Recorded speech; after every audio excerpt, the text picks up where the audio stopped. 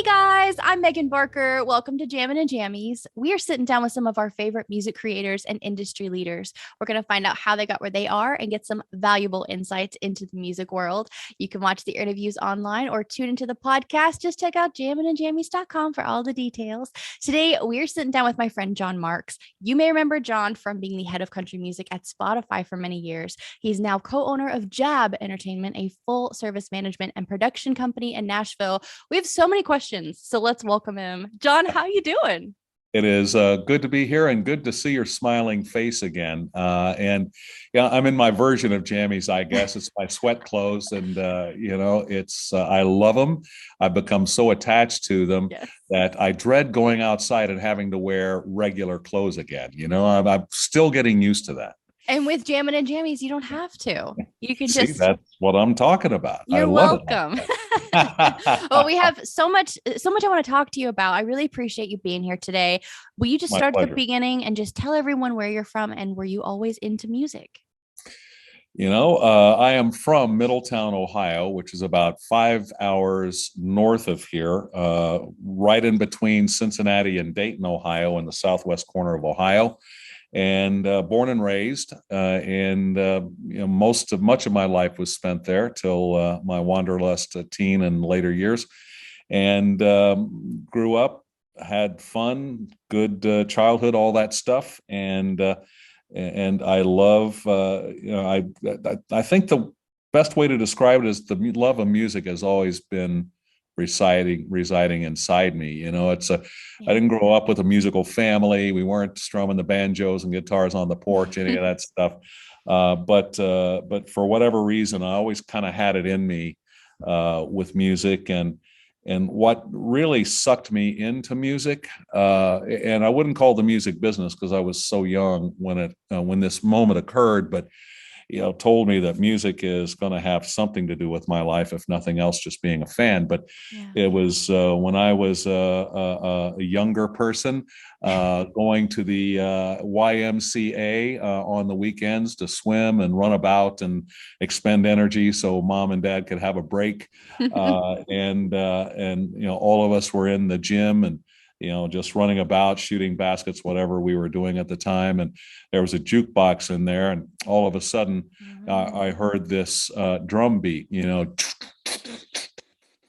then all of a sudden the guitar comes in, da da da da da, and then Oh Roy Orbison's no. soprano voice just comes in, and I can't describe the effect it had on me, but I remember it to this day. That was just, holy cow, what is that? And to this day, that is certainly an all-time favorite song. And from that moment on, I will say I was officially bitten by the bug, even though music was always there. And and through my childhood, of course, I'd buy as many records as I could in the vinyl capacity, and probably still have much of them still today. And Awesome. and also I had this, radio influenced me, obviously, in the old top 40 days, and I made my mom and dad get me a tape recorder for Christmas so I could act like a DJ in the tape recorder. So I Oh. had the bug early on. So it's been with me ever since. Thank goodness. And as the old cliche, but true, all cliches are born out of truth. I haven't worked That's a right. day. You That's know. right. Man, I do think, by the way, you could be a songwriter just by your colorful stories and how compelling you are when you speak. You could be a songwriter, my friend. And maybe what I'll do is I'll corner you one day and let's see how it works out. Let's do it, my friend. I'm in. I'm in. Okay, Um, I'll take you to it. Thank you. Absolutely. And you know what's I really think that all of your records, by the way, are probably worth a fortune. Side note, if you still have all of those, Hopefully, yeah. hopefully hang on to those. We'll talk But more. we'll talk more. We'll talk after this. My next question was, do you remember the song or artist that influenced you? And you already covered Oh, that. What sorry about that. Yeah, no, no, no. but yeah, it was that was the song, truly that just tilted me to whatever direction it was, and I've been following it ever since. That's beautiful. What a good first foray into music. Uh, Indeed. You also touched on radio. You started out in radio and obviously moved to streaming. I was wondering, are they two different worlds? Are they similar? Are they different? What would you say about all that?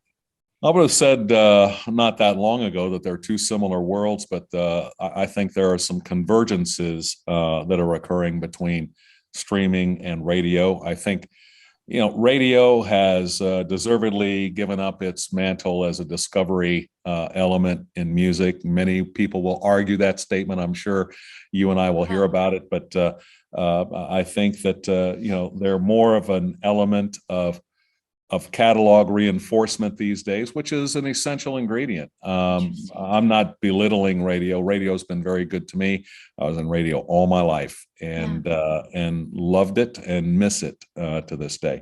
But I think that radio's element of music surprises to listeners are coming to an end, if not already. And Yeah. and now it's the and I think the difference in radio today that I think is never going to leave, is their reliance and dependence on the major label feeding tube that gives them their Mm. music. And if you ask, and I get asked all the time from radio programmers and colleagues, so what are you listening to? And I tell them, never heard of them, never heard of them. And that's the thing that I kind of like, man, that's really too bad.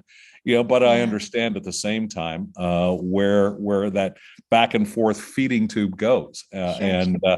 and it's very limited in the universe, and radio by its nature has to be limited because of the DJ chatter and the commercials and all the things. So there's only so many things you can do in an hour, Absolutely. and so it is limited. And I say that truthfully, not denigratingly, that and so you can only do so much, pack so much into that hour. And so Right. that's why I think they're having to do what they do.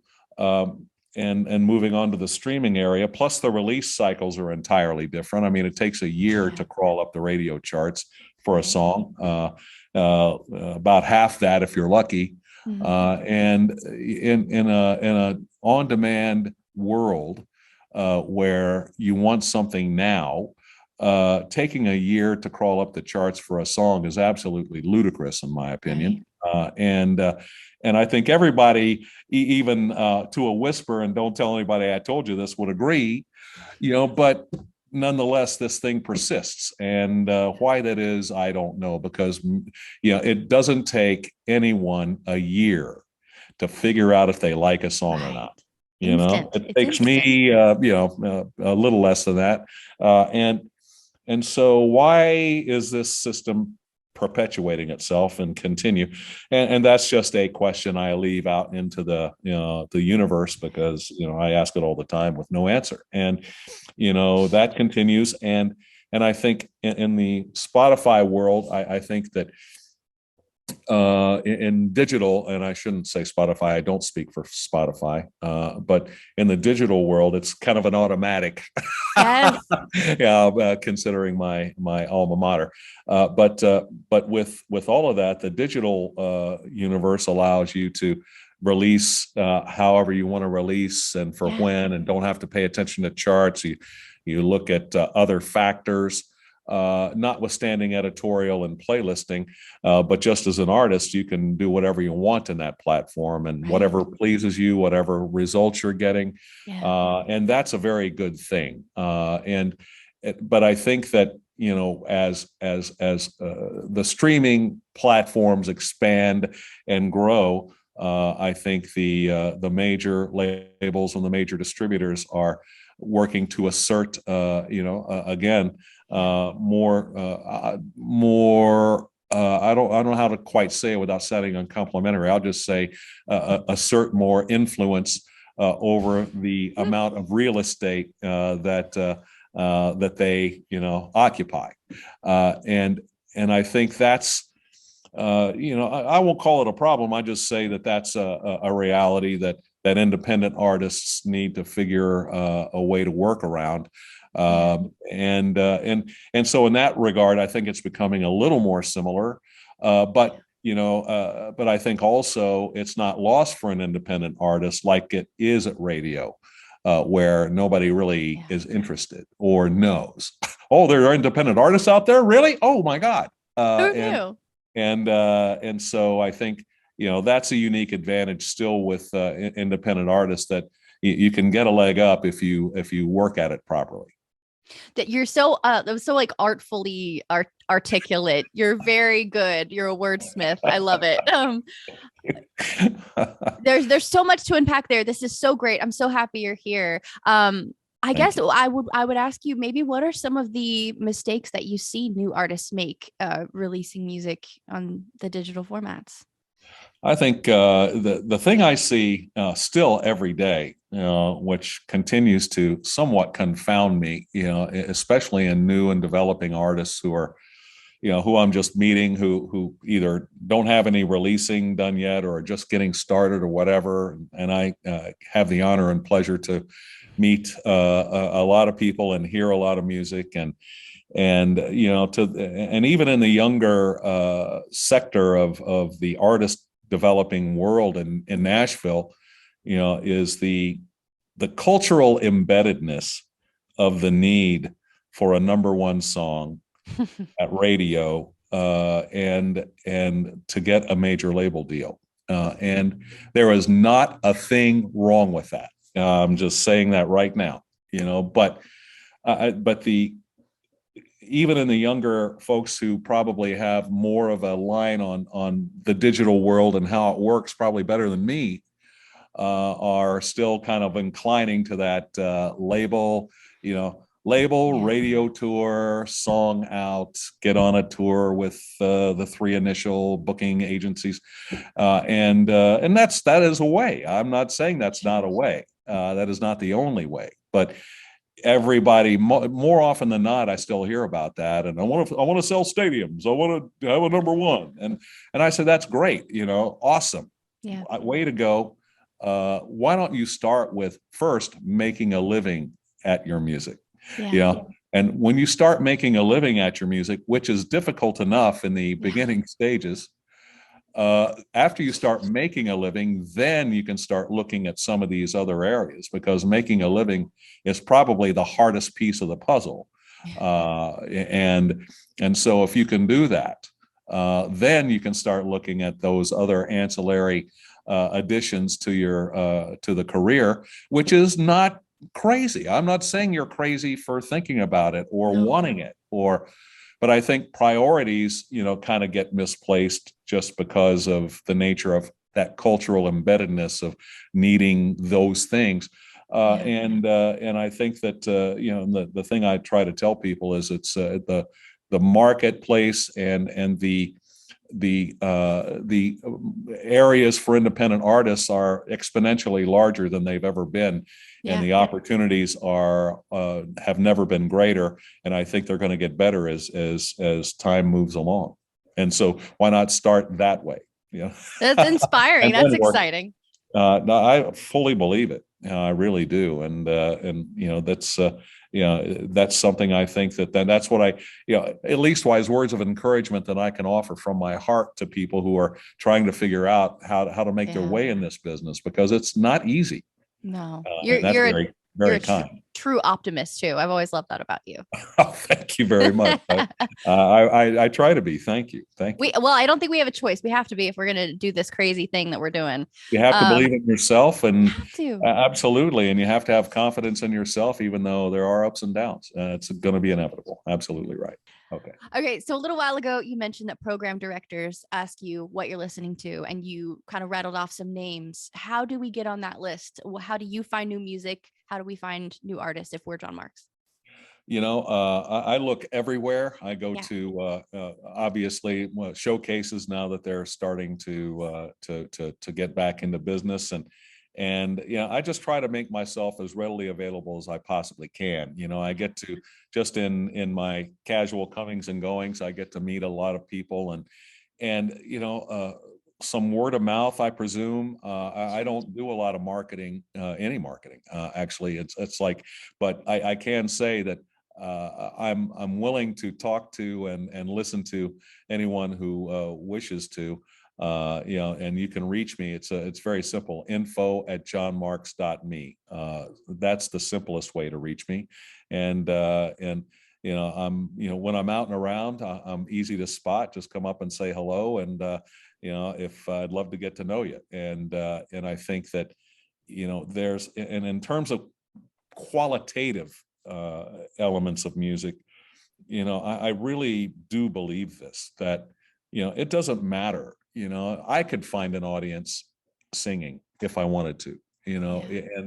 and what I mean by that is very simply, if you can find your audience, Yeah.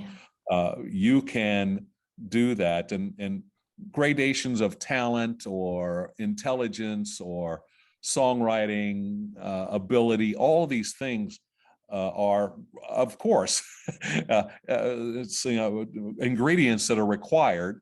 But on the other hand, anybody anywhere, and that's the beauty of today's world, is you can find an audience for yourself no matter what, and Yeah. that's the positive thing about the digital universe. And whether it be TikTok or Instagram or digital services or wherever, it's that's the beautiful thing, and all you got to do is take the initiative and work at it, and so I really, and I don't want to say I set a low bar. It's not a bar that I have to set. It's just simply, what do you have, what would you like to do with it, and how can I help? And I think Yeah. that's those are the things. And some just want to do a local regional thing. Other Yeah. people want to do a national worldwide thing. And that's the beauty of it. And I know a lot of people who are producers and engineers who like plinking in the studio, just want to release music for the fun of it and just get it out there. Yeah. And there are a lot of reasons to do music today beyond, the number one sell stadiums thing. Absolutely.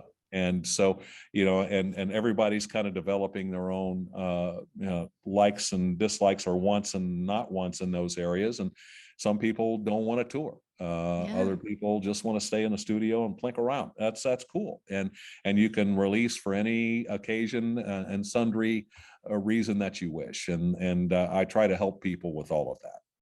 Wonderful. Beautiful. Okay. And you're so accessible. I love that you just dropped your email there. I appreciate that as an artist who has sent you an email in the past and you kindly responded. You're just a great guy. And I do get every once in a while. So I email John Marks routine from Whiskey Jam. That's always a bit of a recurring favorite, but you still can. Yep. Yep. Good old Whiskey Jam. I was in a parking lot yesterday in Hendersonville and I saw somebody have a Whiskey Jam bumper sticker. I mean, it's just everywhere. Everybody loves Whiskey Jam. Right Um, on. right on. Okay, tell us about your new venture. Not too long ago, I get the Music Row emails, and there's a press release there for Jab Entertainment. Can you tell us about that and what you're up to? Yes, Jab is a different venture than what I'm doing on Mhm. with my John Marks Worldwide, but it's the same. It's different, but it's the same. It's a different element, and it's not my company. Mhm. It's ours in that nature, separately but together Sure. in my world. Yeah. And so, but Jimmy Allen and Aaron Benward, who I've both known for some time. Jimmy, not since his days living in the van, but when he first started rolling out as an artist on BBR, and Aaron has been friendly with Jimmy, since those earlier days. And I've known Aaron back, forever, back in his days with the duo Blue County, formerly of Curb Yes. Records. And so, Yeah. so we all have a long time association together and separately. And both of them invited me to this showcase to go see this new band they were backing, Neon Union. And so I went. I was favorably impressed with the concept and their music and the potential I saw. Mhm. I won't call them great, but I saw, hey, this this has some room to move here. Yeah. And so I just kind of kept that to myself. I saw them all say, hey, it was great, sounded great, great. Yeah. And that was it. And then I get a call a couple of weeks later saying, hey, how can we, figure out what to do with your services and what you're offering? And I pretty much said, hey, how about let me in on the ground floor of this and let me, partner with you on this, because rather than be a vendor, I want to be a partner in this venture because I Sure. see the potential in it. And and that's more or less how that came together. And Yeah. Jimmy introduced the Neon Union duo, Oh, wow. Leo and Aaron, and then um, he introduced them, and they got together and just started plinking in the studio. Next thing you know, there's a duo in the makings. Wow. And so with that being said, I came in a little after that fact, but Jab's intent, is to be a full scale production and management company, and right now the primary effort is obviously getting Neon Union in Yeah. a form of establishment. We've got one song that's been released now, Beer Up, that's done well. We're looking at options and releasing more, and in discussions with other entities to maybe join in with us from a label perspective and publishing and others. And so, we're in the process of going through all of that while we're continuing to groom their music and help them find their audience through social media and releasing and all those things. And so that's where that is now. And obviously, we're looking to expand in those areas and in the production area and the management area. And we're always on the lookout. What an exciting time. I love it. I cannot, I just can't wait to get up It's every morning. What a blessing. That's amazing. Indeed. Okay, so most of our viewers, our listeners are aspiring singer-songwriters and artists. And of course, they're like chomping at the bit right now at all of this stuff that you're talking about and all of these tips and tricks. And what I could try to pry some tips out of you, but you already dropped your email. So everyone's just going to go directly to you now. So my question would be then, for people that are on the industry side and want to be like you, where do you start? How do I you don't know if be? I'd wish that on anyone. But But where do you start in becoming, yeah, you're powerful. How do you become John Marks? you are so nice to thank you. I don't regard it that way, but thank you. And it's I guess just first and foremost, never getting over your love of music and Mm, never letting industry and groupthink get in your way of how you're feeling and hearing music yeah.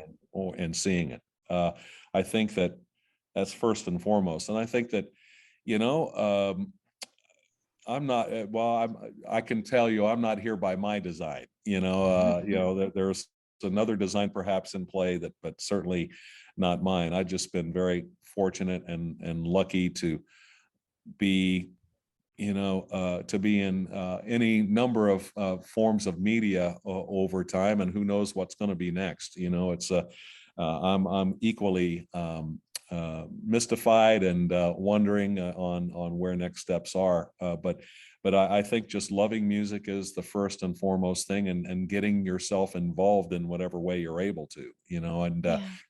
And back in the day, I just found and learned early on, and perhaps mature enough in my brain or too damn lazy, whatever the case may be, that I just don't have the talent to sing and play an instrument and do all of those things, or the stick-to-itiveness to practice and grind it out in that way.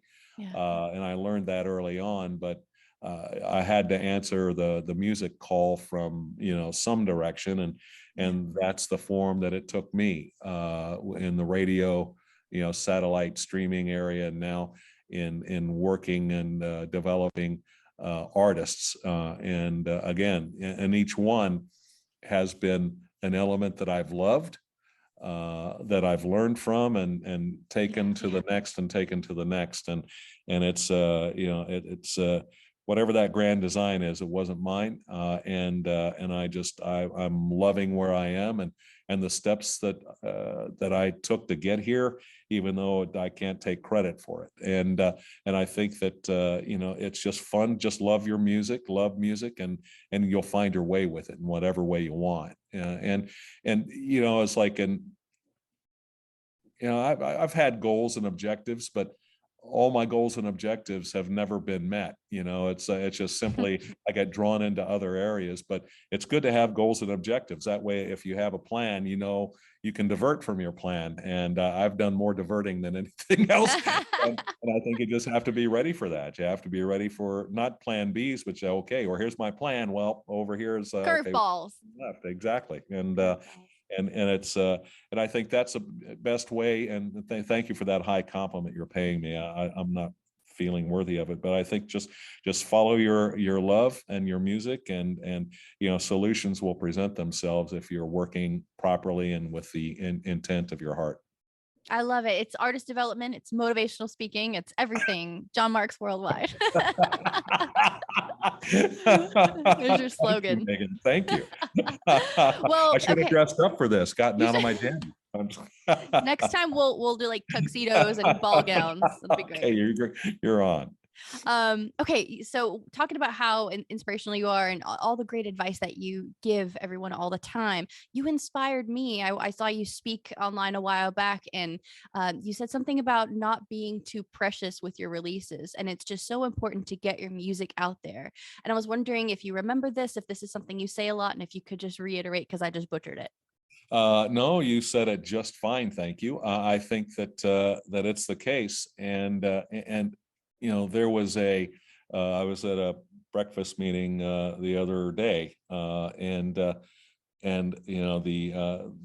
people I was talking to say, we just wrote a song. We were in the studio. We just wrote this song about peace and peace and love. It's not a hippy dippy song, but it's peace and love and the moment today that we're finding ourselves in. And I said, I don't care what shape it's in, get it up in the distribution system and get it out. It's one of those things where I think people,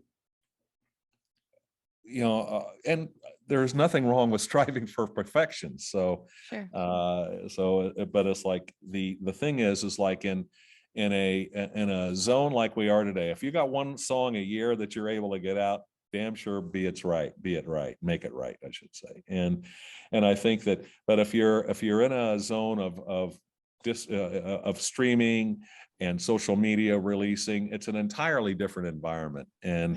And perfection really, is really not a key ingredient there. And rightfully so, and gratefully so, many artists should say, because they, and I get it. You want everything to be just right when you're showing it off to the public, so, and it's a learned element just to say, what the hell, let's just put it out and let's see what happens, and I think that, that's, I think that's the, really the way to be, because you're never going to know what's going on unless you just, and it's in fishing terms, it's like chumming the waters, if you get one that's kind of looks like it's a live one, okay, you can add to it, you can release it, you can do alternate versions of it, you can create the real version in addition to the demo version. There are so many things you can do with a song today, and you don't really need it to be perfect for it to go out. As a matter of fact, in some quarters, well, certainly in mine, I said it's kind of brave, but I think it's a good thing to. It's like every once in a while, let an imperfection in or two. It's back in the old days. Back in the 60s, when you didn't have a recording budget and whatever, you'd hear errors in songs all the time, that were hits at top 40 and whatever. And I think an error is one thing, but you can always go back and fix it. And I think if you want to capture a moment, and whatever moment that is, be it a viral moment or a moment in time or a thing, whatever that thing is, instead of being reactive, just be proactive with it and be there at the time, not behind the time. And the only way you can do that is just get it the hell out and see what happens with it. And I think that and you should always put your best foot forward. So there is no argument on that. I'm not saying Yeah. don't do a good job or don't make sure it's right, but on the other hand, it's not a requirement all the time. Well, I think it's an artist's blessing and a curse to be a perfectionist, like you said. And I've heard a lot of people say the album is never done. You could sit in the studio and finish the single or the album forever, forever, and talking yourself out of little details. That is so true. And I kind of make it akin as like my fantasy job. It's not much of a fantasy anymore. I've learned more about it, but it's like used to be being a chef, or a cook. It's like, and that would be, and just the same as what you're talking about. And probably as an artist, I'd be the same way. I could never send a plate out because it would never be right. And Right.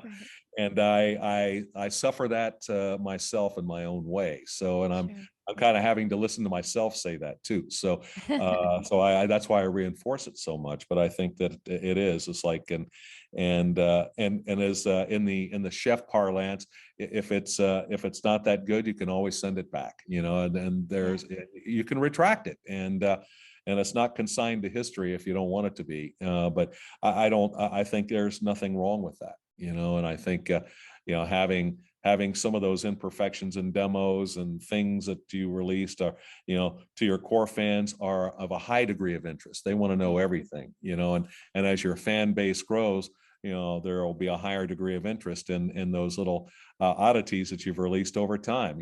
Just like a lot of legacy artists are today. The bootlegs and the live albums and Right. and the remixes and the studio flubs and all that stuff becomes kind of art and not a mistake. And that's what you have to contemplate for that.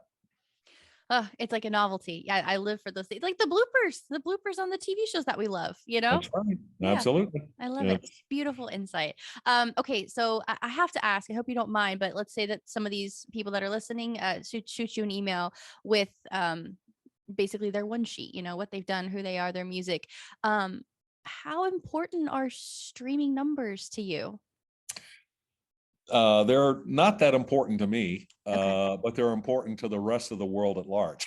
So, Sure. Sure. it's like I'm not gonna tell an artist, sorry, you're not streaming enough, not interested. Sure. That's not how I work it. Yeah. But I think part of what I do is help people build that. Okay. So Yes. you can gain some note, and because universally, even at terrestrial radio, they're asking, so what are your streaming numbers? Isn't that And crazy?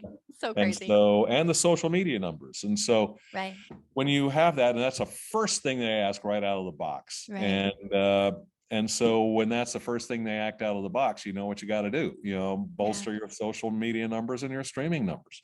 Sure. And that's kind of the you know it's not my only stock and trade, but that's what I do, Yeah. is develop strategies to to more fully release with effectiveness, to help artists find songs hopefully that will have a resonating impact, Yeah. in as much as possible, to develop social media followings to help drive consumption of music. Mhm. Obviously, the live element needs to be there as well, Sure. and those are things that I work with almost, well, not almost every day. But you're And open to working with the little baby chicken fresh out of the egg. I've got yes, and I'm working with a young lady out of North Dakota, 15 years old. She doesn't have any releases, no socials, and somehow or other we came across each other. How I wasn't acquainted with them. They're good people, but you'll say, hey, can you help us plot a long-term strategy on how we release music and get it out to the public, and it's a multi-year timeline. So Wow. you have, so we're like working in that area, working with artists who have a bit of a following, and what can we do to extend that and go viral. I'm working with artists who have more of a rooting in FM radio and who are trying to figure out the streaming world. Yeah. Working with some international artists who have chart presence in another country and are trying to find some presence in the United States. So it all over the All place is where kinds I of go. situations. Yeah. It's and each one is uniquely different, and you can't not take a meeting without understanding what that unique case is, and there are only so many hours in the day. That is true, but I work hard to try and get acquainted with as many people as I can, and be just with their time and what their interests are, and try to figure out. And sometimes it doesn't involve me, involve some other things, and Sure. and I tell them that too. It's not something I'm in the money for, and that's such a I was like, yeah, right, but it's true. I love working with artists, and especially in those categories to help them find their way, because it's an ever changing, Yeah. ever shifting landscape that where people say, hey, where do I go, what do I do, and at least I try to lend a little light on the subject as Yeah. I'm able to lend. Yeah. Beautiful. Everybody wants something from you. And you're such a kind-hearted person. I think you're right. I think you were like chosen for this because you're just the most perfect temperament and kind and patient. But I want to know about you, and what is your ultimate dream? You're doing all these things and still working with artists. At the end of all of it, what does it look like? you know uh you know uh, there you go. It'll sound corny again, but it's true. I've been able to live many ultimate dreams. Mhm.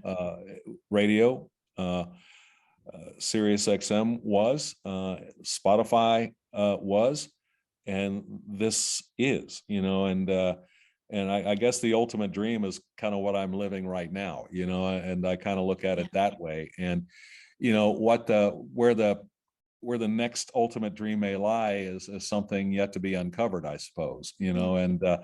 And I'm not saying, and I've kind of like, I've just kind of anything I can do in this area is really my favorite thing of all that I've been able to do, because I can work with artists I know, love, and respect. Mhm. I can emotionally invest where it was more difficult before because of the tremendous inpouring and outpouring of artist interest in the streaming services. Right. And so from that perspective, I can lend one-on-one advice to people, as opposed to having to be narrow focused on one entity. And so all of those things have kind of are helping me to understand that is kind of the ultimate dream, and whatever the next one is, I'm open to it, and we'll see where it takes me. And I just kind of like right now, just a bit of I won't call myself a leaf floating in the wind, but I'm just kind of rolling with it and see what's next. And I love unfolding that as well. It's an exciting time, like I said, and we're excited to be along on the journey with you. And I thank you for your time. And I just have one more question, which would just be that it is already a tough industry and it's been a really tough couple years. Do you just Yeah. have any words of wisdom for anyone who's maybe thinking of throwing in the towel because they're not getting those streaming numbers or their following's not growing fast enough, etc.? It's it's under any circumstance, it's not easy. And over the last couple of years, been made entirely more complicated. I think those who are creative and it didn't sit the last year and a half out, have a leg up. And if you waited for the storm to subside, you probably got some catching up to do. I think that all of that being said, and I'll reiterate what I've been saying, and I still believe to be true, is the opportunities and the world has never been better for Mhm. independent artists and creating their own way about things. And I think that it's and as singer songwriters, as many people in Nashville consider themselves to be, or artists, and I tell people, that you need to consider yourself as a 24/7 content creator. Mm. You are having to fulfill many objectives in terms of your artistry now. The audiences are getting smaller, not larger, and more fractured and more splintered. And that means you have to be in more places to gain, the critical mass. Yeah. And so, if that's the one area that I think people need to understand and embrace most forcefully. And you've always been a content creator, Yeah. as an artist or a songwriter. You've just been that, and I think that you have to gain artistry in these other areas to be able to find your way forward. And what I mean by that is if you're looking to be a mainstream star, mainstream artist, an artist of note and repute, those are the things you need to do. Yeah. If your objectives are more simple and more, Mm. laid back in terms of how you want to approach it, that's one thing. But if you're looking to be an artist who has a following, a national, worldwide following, it all starts from that perspective. You have to consider yourself to be a content creator. No, you're not too old for TikTok. Yes, it is gimmicky, but it's important. And those things, are critical to artists and songwriters advancing the knowledge of who they are and why listeners and fans at large should invest their time with you. And that is really the game, is like and it's a great opportunity to get to know fans one-on-one.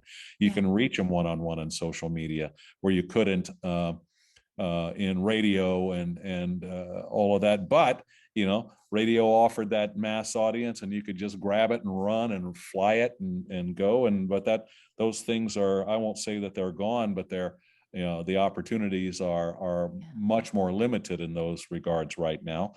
And the best thing you can do is take charge of yourself and understand that yes, it's hard work. Yes, it requires some people to help you. It does require a bit of a community, and I know a lot of people, and I'm sure you do too, Megan, that if you can't find it somewhere, you'll find it elsewhere, and you can find legions of people who are in your same boat, who can lend support and sympathy and support and hey, I know somebody who can help me do this or do that. And hey, you need a photographer? Okay, here's somebody. And that's how you cobble it together. And I think that that's where you start, and that's how you can create an audience. Where it's like you look at Drake streaming billions, it's not impossible, but it has to start with that. And the opportunity is big for any independent artist who understands that that's where you start. It's just gold. It's just liquid gold, sir. I can't tell you how much I appreciate it. I know everyone that's watching or listening appreciates every word coming out of your mouth. You're kind, you're patient. I think I speak for all of Nashville that we're just grateful to have you. In country music in general, music in general. So I thank you for your very kind and thoughtful words. It means more to me than I can say. Thank you, and it's good to see you and to join your Jammies podcast. It's like next time it'll be champagne and tuxedos and formal wear. I look forward to it, and we'll have to do it again and catch up and hear everything that's going on now that things are getting all going again. So thank you, sir, and we'll do it again soon. I look forward to it, Megan, and thank you. It was great to see you as always. Good to see you too, my friend. Thank you.